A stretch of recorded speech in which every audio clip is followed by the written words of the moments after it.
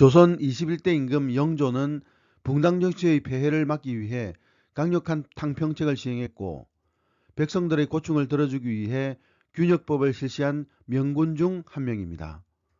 하지만 사람들은 51년 7개월이라는 긴 재위기간과 83이라는 조선 역대 임금 중 최장 장수 기록을 보유한 왕으로만 기억하는 경우가 많습니다. 안녕하세요. 역사산책 잡학다식 채널입니다. 오늘은 영조의 장수 비결, 영조의 장수는 왕권 강화의 기반이었다라는 제목의 영상 보내드리겠습니다. 구독과 좋아요 부탁드립니다. 감사합니다. 확실히 영조는 오래 살았습니다. 그러나 이는 영조의 노력이 수반된 결과입니다. 아울러 이런 노력 덕분에 영조는 더 많은 권력을 얻을 수 있었습니다. 과연 영조는 어떻게 해서 장수할 수 있었을까요? 보통 한 나라의 임금이면 당대 최고의 의식주와 의료 서비스를 제공받습니다. 그런데 조선의 왕들은 이런 혜택에도 불구하고 자주 질병을 앓았고 수명이 길지 못했습니다. 왜 조선의 왕들은 수명이 길지 못했을까요? 그 이유를 알려면 왕들의 생활 습관을 알아볼 필요가 있습니다. 첫 번째로 거론되는 것은 왕들의 식생활입니다. 왕은 기본적으로 5끼를 먹었습니다. 먼저 초조반으로 아침 7시 전에 미음이나 타락죽 같은 유동식을 먹었습니다. 다음은 아침상으로 오전 10시쯤에 12첩 반상으로 12가지 반찬과 전골까지 푸짐하게 먹었습니다. 다음은 낮것상인데 오후에 먹는 간식으로 국수나 장국, 다과가 올라왔습니다. 저녁상은 오후 5시쯤에 나오는 상으로 아침상과 같이 12첩 반상입니다. 다음은 야참으로 밤에 약과나 수정과 식혜나 죽 같은 간단한 요깃거리가 나왔습니다. 한마디로 영양과잉이었습니다. 둘째는 운동 부족입니다. 조선 초기의 왕들은 사냥이나 격구 등 야외 활동량이 많았습니다. 그러나 후기로 갈수록 야외 활동이 줄어드는데 이는 조선의 정치 상황 때문이었습니다. 신하의 힘이 왕권을 위협하는 상황에 이르게 되자 왕의 행보가 그만큼 위축된 것입니다. 사냥은 동원 인력이나 물자의 양이 많았기에 자주 갈 수 없었다지만 격구는 충분히 자주 할 만했습니다. 하지만 주자학의 이념에 어긋난다는 이유로 배척되었습니다. 이렇게 활동할 수 있는 공간이 축소된 상황에서 임금의 생활이란 완전 자동화의 삶이었습니다. 몇 발 걸을 낮추면 임금의 가마인 연에 올라탔고 발을 씻어주는 궁녀가 나타나니 허리를 굽힐 일도 드물었습니다.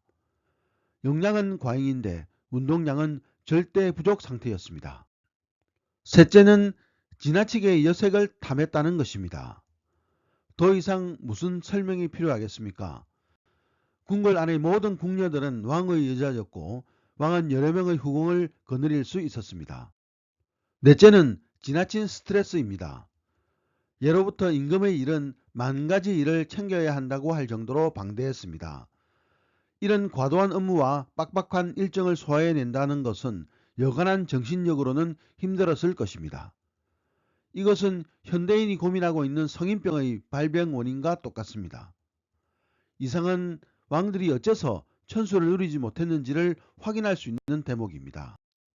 그러나 영조는 1694년에 태어나 1776년에 승하하니 83살이라는 최장수 기록을 세웁니다. 영조가 왕의 평균 수명인 47살의 2배 가까이 장수할 수 있었던 이유는 무엇이었을까요? 왕이 되기 전 영조는 잠저, 즉 왕이 되기 전 민간에서 살았던 집에서 생활했습니다. 그는 어머니인 숙빈 최씨의 근검절약 정신이 몸에 배어 있었습니다. 영조는 왕치고는 검소하게 살았는데 이런 검소한 삶 덕분에 모범 군주로 인식되었고 이는 통치력에 힘을 주었습니다. 영조는 하루에 5끼가 아니라 3끼면 만족했습니다. 그마저도 육류가 아니라 채소 위주였습니다. 단백질은 주로 어류를 통해 섭취했습니다. 중요한 것은 무슨 일이 있어도 끼니는 꼭 챙겼다는 점입니다. 또 식사 시간도 규칙적이었는데 신하들과 회의나 토론을 하던 중이라도 중단하고 식사를 했다고 합니다. 또한 영조는 여자를 많이 밝히지 않았습니다. 51년 7개월이라는 어마어마한 재위 기간 동안 중전 2명에 후궁 4명을 두었을 뿐입니다. 태종은 재위 17년 10개월 동안 12명의 아내를 두었으니 1년 반에 1명씩 세 여자를 들였습니다. 성종은 이늘에 1명, 중종도 3년에 1명꼴로 세 여자를 들였습니다. 술을 멀리한 것도 장수 비결이었습니다. 영조는 심지어 조선에서 술을 없애겠다고 금주령을 내렸습니다.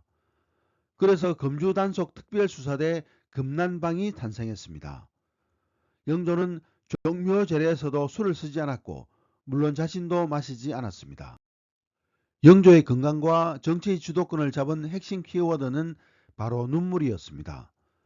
영조는 눈물의 왕이었고 눈물을 믿었던 왕이었습니다.